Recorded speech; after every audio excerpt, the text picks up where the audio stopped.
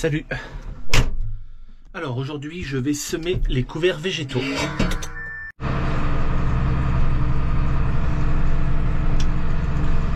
Allez, on va dans la parcelle. Pendant ce temps-là, j'allume un petit peu les 2-3 écrans de la cabine. Et je vais t'expliquer, une fois que je serai rendu dans le champ, je vais t'expliquer ce que je fais. Allez, je déplie le semoir, déplié, éclairage sécurisé. L'éclairage il est sécurisé parce que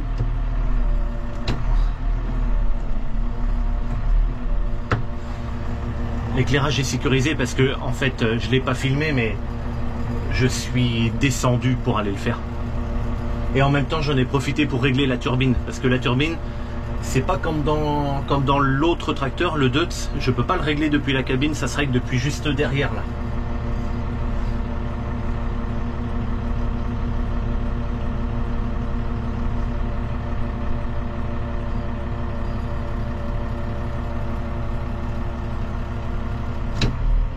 Ok. Et voilà. Alors là, il faut que j'aille dans le setup. Et ensuite, c'est semoir. Ah. Attends, j'ai pas le temps de répondre. On verra ça plus tard. Hop. Ici, capteur de niveau de remplissage, je mets sur N. Hop, ça c'est bon. Et donc ensuite, maintenant qu'on arrive là, c'est dans machine, faut aller dedans, cadence de jalonnage. Et donc là, je vais écrire 15 au lieu de 9. Validé. Et le reste, je n'y touche pas. Et on retourne au menu de travail. Voilà. Donc là, ce que je viens de faire, en fait, c'est que je viens d'éteindre. Parce que ma sonde, elle est là, elle va. Alors pour l'instant, elle est recouverte, mais elle va pas tarder à être découverte et le boîtier va se mettre à sonner à chaque bout de champ quand je vais poser le semoir. Et c'est chiant. Ça, c'est la première chose. Et la deuxième chose que j'ai fait, donc j'ai désactivé hein, ma sonde. La deuxième chose que j'ai fait, j'ai mis la cadence de jalonnage à 15 au lieu de 9. Alors normalement, 9. C'est pour me tracer mes passages de traitement. Tous les 9 passages, ça fait 36 mètres et tout ça. Et en mettant sur 15, eh bien, le boîtier ne compte plus. C'est-à-dire que là, c'est sur 1, passage 1 sur 15, et il va rester sur 1 en permanence. Et je ne vais, en fait, jamais jalonner. Il va semer sans jamais, voilà, jalonner. Donc c'est les deux choses que j'ai fait, parce que moi je ne veux pas jalonner, je ne veux pas faire de passage de traitement dans mes couverts végétaux, ça sert à rien, j'ai aucun traitement à y faire, ils vont être semés, ça va pousser, et puis après ils seront détruits à coups de déchômeur, normalement, ça c'est comme ça que j'essaye de faire maintenant, ou même si c'est pas le déchômeur, ça sera le broyeur, mais voilà, enfin, de toute façon j'ai interdiction de détruire ça avec le pulvérisateur, donc comme ça, la question, elle est vite répondue, hein, si on veut le dire comme ça. Et donc, j'ai cette parcelle à semer. En réalité, j'en ai 2 parcelles, mais je commence par celle-là. J'ai 2 parcelles à semer en couvert. Voilà. Donc là, dedans, on regardera peut-être tout à l'heure les espèces, les graines que j'ai dedans, dans le semoir. Hop.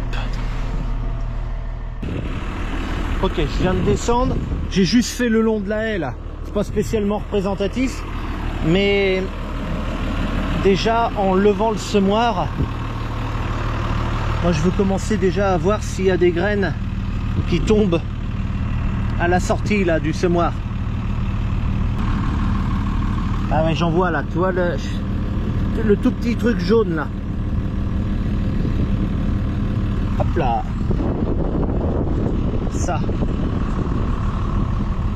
Ça c'est une graine là. Bon, ben, s'il y a une graine comme ça, il y en a forcément d'autres de d'autres sortes. Donc c'est très bien. Ah si j'en revois encore d'autres là, tu vois, il y en a encore une jaune, il y en a un petit peu partout. Ah, ça fait partie des graines aussi là que je suis en train de semer. Ok, super. Donc j'utilise le New Holland. J'ai mis la masse devant parce que je suis plus en condition sèche là. Il a plu encore 14 mm là. Donc ça va bien. Mais j'ai préféré mettre la masse histoire de dire que le tracteur, voilà, il est le moins de patinage possible. Bon, ça, c'est pas collant hein, sur les disques, hein, mais je préfère assurer le coup en mettant surtout que les crampons du tracteur, les pneus sont encore bons, mais bon, je préfère mettre un peu plus de chance de mon côté, on va dire ça comme ça. Donc ça c'est fait, et donc j'utilise oui le New Holland parce que le Deutz, oh surprise, est en panne. Je vais relever ça là. Hop. J'imagine qu'il va me falloir mes deux mains. Comment ça se passe là?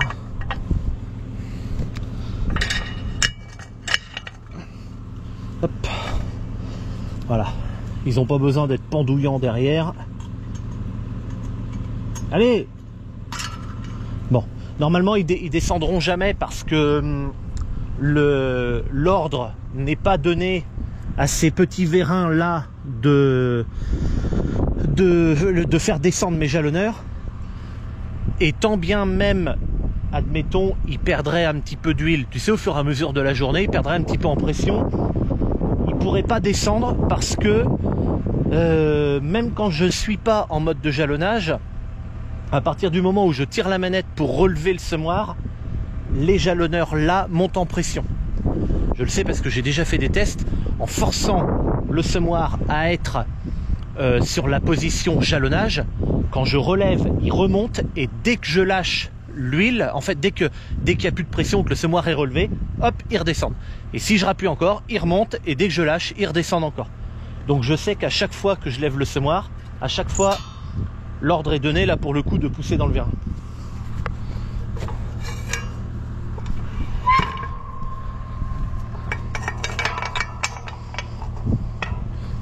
Voilà, c'est comme ça que je m'en suis rendu compte. Ça m'est jamais arrivé hein, que les machins descendent tout seuls. C'est juste moi, j'avais envie de voir par curiosité quel vérin se mettait en pression au moment de la levée, et notamment ceux-là. Voilà, là ils sont rangés comme il faut derrière. Et puis ils sont très bien comme ça. Et donc le Deutz, ce qu'il a lui sur la panne, je peux pas vraiment... Non, j'allais dire, je peux peut-être essayer de te le faire voir, mais c'est trop différent la conception là. Mais sur le Deutz, vers ici plus ou moins, il y a une espèce de plaque qui est vissée par des boulons. Et ces boulons là, c'est pas la première fois, hein, c'est déjà arrivé peut-être 2 fois à papa que la plaque explose et que tu te retrouves avec 60 litres d'huile par terre. Ce qui fait que le tracteur peut plus bouger, puisque l'huile de là c'est la même que pour la boîte de vitesse, donc sécurité, le tracteur bouge plus de place. Moi ça m'est arrivé une fois où la plaque a pas éclaté, mais il y avait une grosse fuite, et en fait c'est les boulons qui tiennent pas, et la plaque se soulève quand même. C'est un truc de fou hein. Et là il faut remettre des joints au niveau des vis là et tout, et là c'est encore la même chose, c'est au niveau de la plaque. Là il y avait un vis qui s'était dévissé un petit peu, pas énorme mais un peu, ça sortait par là, sauf qu'il y a tellement de pression que le joint qui est là, quand lui il a commencé à sortir, le joint a dû partir avec hein. Donc là, mais c'est même plus la peine, enfin on a essayé quand même, mais même revisser le vis à fond, étant donné que le joint a dû foutre le camp ou je sais pas quoi, à cause de la pression maintenant qui pouvait se libérer, et ça fuit toujours quoi. Heureusement ce tracteur là est capable de le faire. D'ailleurs on avait le semoir, je sais pas si je l'ai dit dans une autre vidéo ça, mais le semoir on l'a eu avant d'avoir le Deutz. Donc de toute façon quand on a acheté le semoir, enfin quand papa a acheté le semoir, moi j'étais pas encore là à ce moment là, mais quand papa a acheté le semoir, c'était pour lui au départ. C'est pour ça que c'est pas un problème. Lui il fait 160 chevaux, il en fait un peu plus en réalité, il fait 170 chevaux. Mais il l'emmène à 10-12 à l'heure sans problème, il emmène le semoir. Il y a juste un truc, c'est que le tracteur est peut-être un peu léger. D'ailleurs, ça me convient bien qu'il soit léger parce que quand je fais du rouleau, des trucs comme ça me convient. Ceci dit, quand on sème sur du labour, avec ce tracteur-là, ça va, ça l'emmène bien, hein, ça l'emmène vraiment bien. Mais le tracteur manque de poids, en fait. Bon, c'est pas grave, semer avec ce semoir-là sur du labour, on le fait vraiment pas souvent. Hein. Quand on le fait, c'est parce que c'est exceptionnel, il y a eu quelque chose qui s'est passé. Sinon, on sème pas sur du labour avec ça. Mais on peut, c'est fait pour, le semoir est fait pour. Bon bah allez, c'est reparti.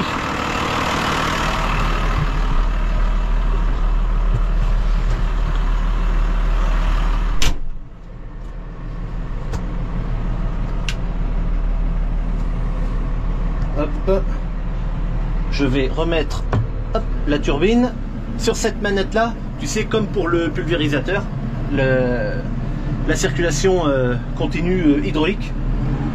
Et là j'accélère un peu plus, puis après je le ralentis à environ, allez, 1100 tours, voilà, comme ça. Bon ben 1070 ça sera très bien.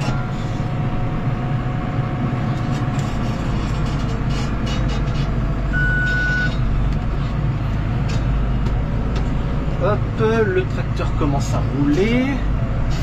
Hop, je vais essayer de m'aligner là-dessus pour poser le semoir maintenant, par exemple.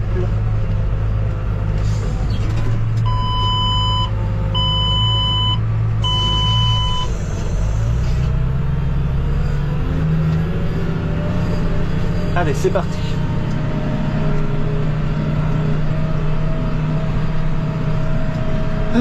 Ok, ça sème.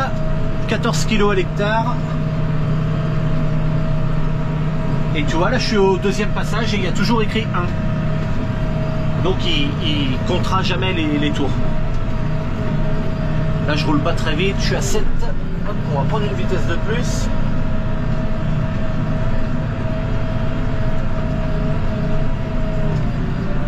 Et encore une. Pour arriver... Voilà, 11 km/h, je suis à 1900, un tout petit peu plus que 1900 tours, je suis à 11 à l'heure. Là, il me reste encore un truc à régler. J'ai une petite chaîne en bas, là. Elle doit être au ras de la terre tout le temps, à toucher, mais à effleurer, quoi, la terre. Et pour l'instant, j'ai un peu de mal à la régler, parce que comme c'était le bord du champ, le hasard faisait que, tu vois, il y a la rangée de paille, là. Ben, la chaîne elle était à peu près à ce niveau là et ça fume cuvette, donc pour l'instant c'est pas très bien réglé, encore que ouais, si, c'est pas mal. J'ai été régler un tout petit peu les disques. En fait les disques ils se mettent à cette à ce réglage là de manière automatique, mais on peut régler via sur l'autre côté là-bas. On peut régler un petit repère, en fait, c'est un aimant, un capteur, et quand l'aimant arrive en face, ça l'arrête. Et c'est ça qui fait que les disques, même s'ils se replient, qu'ils se déplient et qu'ils n'arrêtent pas de faire ça toute la journée, à chaque fois ils vont se mettre toujours à la même position de travail. Attends, j'arrive au bout.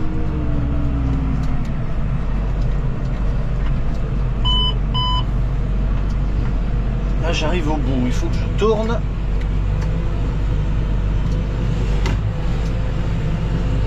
Hop. Là, tu vois, j'apprécie d'avoir la boule sur le volant. Bon, attends, parce que là, je suis obligé de m'arrêter parce que... Ok.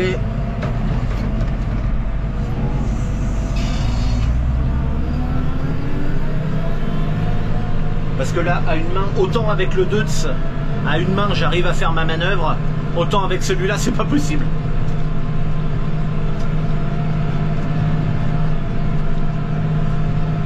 Mais voilà, donc là ben, ma ligne, ça c'est une courbe hein, que je vais faire parce que je vais suivre la haie, cette espèce de S là comme ça jusque là-bas quasiment, presque jusqu'au bout.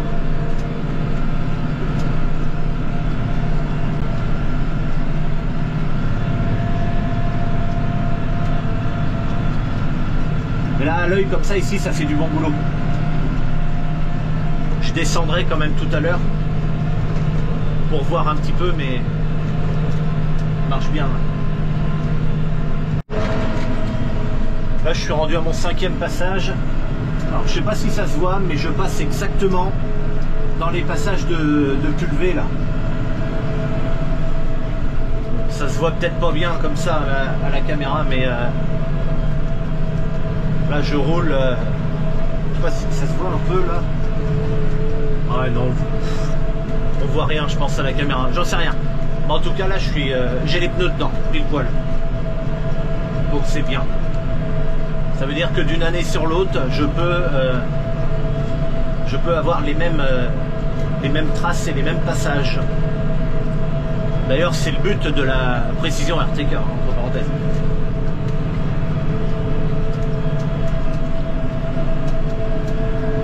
Ah oui, tiens, au niveau du GPS, il y a des nouvelles couleurs. Tu peux voir, il est vert là, le bouton d'autoguidage.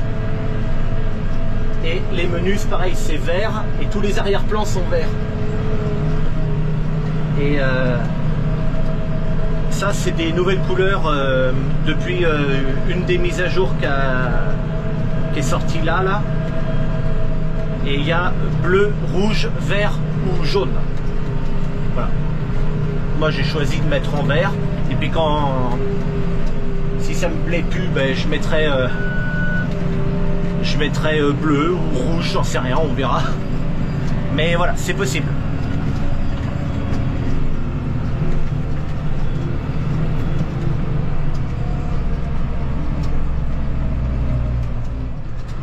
Bon allez, j'arrête là pour aujourd'hui, il est 16h30 et j'arrête là pour aujourd'hui parce que j'ai un rendez-vous et tout à l'heure j'étais en train de semer et il y a des gens qui sont arrivés et puis c'est des gens enfin le monsieur surtout qui regarde mes vidéos et des gens du Nord et bah, ils se reconnaîtront, je leur dis bonjour.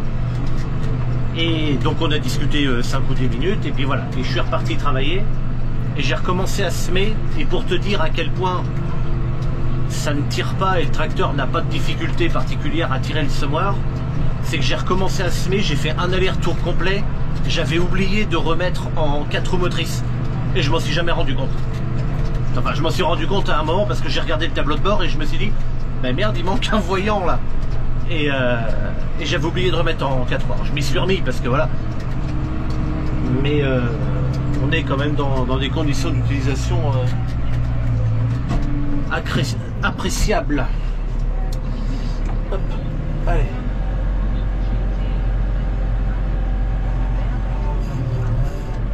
Hop, là on va passer sur le menu de repliage. Là je valide, ma rampe est en train de descendre en dessous.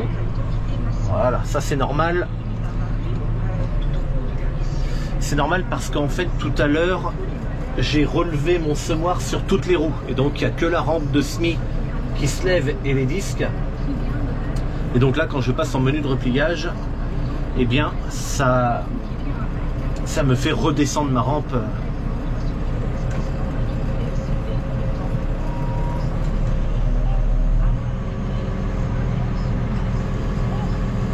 Et donc là avec l'autre manette, voilà, là je fais remettre ma rampe.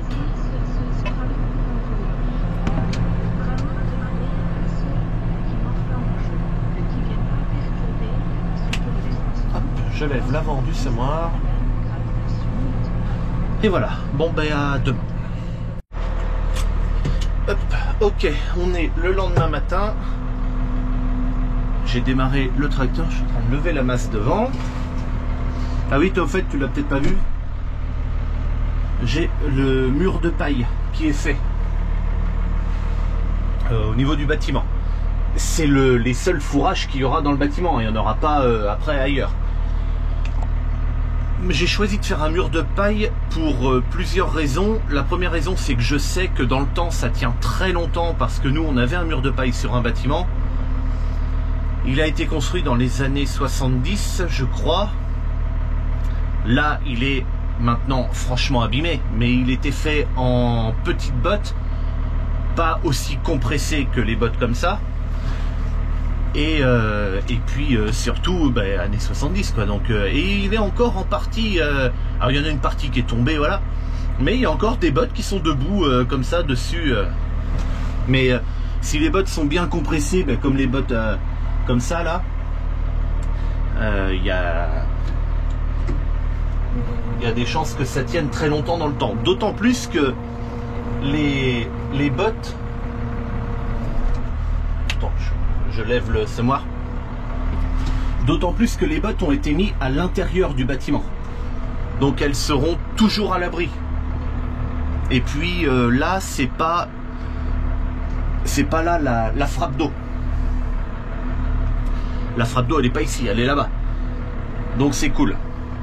Ici j'ai encore un peu d'eau dans le bâtiment, c'est en cours de résolution, hein. Ça fait partie des travaux qui se feront le long de la route là où je sors du bâtiment, c'est-à-dire entre l'herbe qui est là, grosso modo devant mon doigt, jusqu'à la haie qui est là. On va faire avec le tractopelle, il faudra que j'achète des bordures de canalisation là, ou des bordures de trottoir, appelle ça comme tu veux. Avec le tracto on va faire une tranchée et je voudrais mettre des bordures dedans, parce qu'en fait même si c'est très très plat par chez moi, il y a quand même des légères pentes et toutes les cours de la ferme là viennent sur la route. Et normalement avant, ici c'était un champ, et avant ça suivait le long de l'herbe, et puis ici devant mon doigt, donc là où ça s'arrête, l'entrée de la cour, il y a un regard et l'eau va là-dedans. Ensuite ça prend une canalisation, ça part dans un fossé, puis après l'eau est évacuée. Et donc là il faut que je mette un caniveau ou quelque chose, parce que la cour en fait, toutes les eaux rentrent dans la cour. Cet après-midi, si tout va bien, je vais recevoir également 5 camions de gratture de route. Donc ils vont être mis dans au moins les 3 premières travées pour rehausser le niveau, parce que là je l'avais fait exprès de ne pas faire les finitions de gravier là, parce que ça s'est affaissé un peu, ça s'est tassé. Donc je vais mettre les gyrophares pour prendre la route, c'est quand même mieux. Ça s'est tassé un peu et du coup ça fait des flaques d'eau parce que le niveau est plus bas quoi, ça fait des petites zones. Donc c'est là-dedans que ça va y aller. Alors moi tantôt je serai pas là, je serai en train de semer, parce qu'il faut vraiment que je me démerde à terminer de semer, mais les camions vont être livrés comme ça, et puis papa avec le tractopelle va commencer à égaliser tout ça. Voilà, je le ferai peut-être voir tout à l'heure quand je rentrerai de semer. Ça sera peut-être sûrement pas fini, je pense, on verra bien. Ok, bon allez, c'est parti. Ah merde, faut que j'allume le GPS, parce que je ne sais plus conduire sans le GPS. Il y en a qui me disent ça. Il y en a qui me disent non, sans ton GPS tu ne sais plus conduire. Mais c'est bien, si tu veux. Si tu veux, je m'en fous. Qu'est-ce que je voulais dire d'autre? Ah oui, j'étais en train de dire pourquoi c'était un mur de paille, et puis j'ai changé de conversation. Ça a été fait pour plusieurs raisons, ce mur de paille. Mais oui, donc la première raison c'est que ça tient très bien dans le temps. La deuxième raison c'est que c'est quelque chose qui est très économique malgré tout, parce que putain, qu'est-ce que j'ai comme repousse de céréales dans ma parcelle là, c'est des colzas là qui ont été semés. C'est très économique. La paille, moi je l'avais dans mes champs, et puis voilà hein. Et puis c'est pas prévu que c'est pas provisoire, ça, c'est prévu que ça reste aussi longtemps que ça pourra rester. Voilà, c'est tout. Et en vrai derrière, tu vois, ce matin il fait pas trop chaud, je suis en t-shirt parce que hier soir j'ai oublié ma veste là derrière, et ce matin je me suis dit je vais partir en t-shirt, et puis en fait j'ai pas besoin de ma veste quand même. Mais il fait un peu plus frais, il doit faire 10 degrés à peu près ce matin. Et derrière les bottes de paille, quand j'ai été au tracteur, et en fait sous le bâtiment il faisait frais, et plus tu te rapproches des bottes de paille, plus il fait bon en fait. Ce qui paraît logique finalement un peu. La paille c'est vachement isolant. Mais voilà, il faisait vraiment bon derrière. Ça c'est cool. Allez, me voilà arrivé dans le champ. Je vais retourner là où j'étais hier soir. Quand j'ai arrêté de travailler.